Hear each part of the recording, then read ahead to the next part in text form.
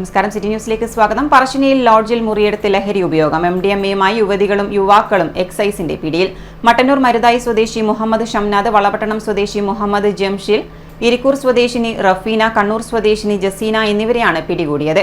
ഇവരിൽ നിന്നും 490 മില്ലി MDMAയും ഉപയോഗിക്കാനുള്ള ടെസ്റ്റ് ട്യൂബുകളും ലാമ്പുകളും പിടികൂടി.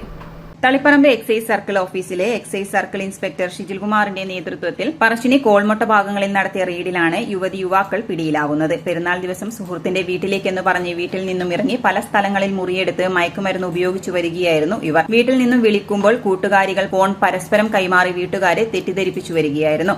എക്സൈസ് പിടിച്ചപ്പോൾ മാത്രമാണ് വീട്ടുകാർ ലോഡ്ജിലാണെന്ന് പോലും മനസ്സിലാക്കിയത്. മറ്റാർക്കെങ്കിലും ഇതിൽ പങ്കുണ്ടോ എന്ന് എക്സൈസ് അന്വേഷിച്ചു വരികയാണ്. അസിസ്റ്റന്റ് എക്സൈസ് ഇൻസ്പെക്ടർമാരായ ഷാജി VV, അഷ്റഫ് മലപ്പട്ടം, പ്രിവന്റീവ് ഓഫീസർമാരായ നികേഷ് ഫെമിൻ, സിവിൽ എക്സൈസ് ഓഫീസർമാരായ വിജിത്, കലേഷ്, സനേഷ്, PV വിനോദ്, വനിതാ സിവിൽ എക്സൈസ് ഓഫീസർ സുജിത എന്നിവരും ഉണ്ടായിരുന്നു.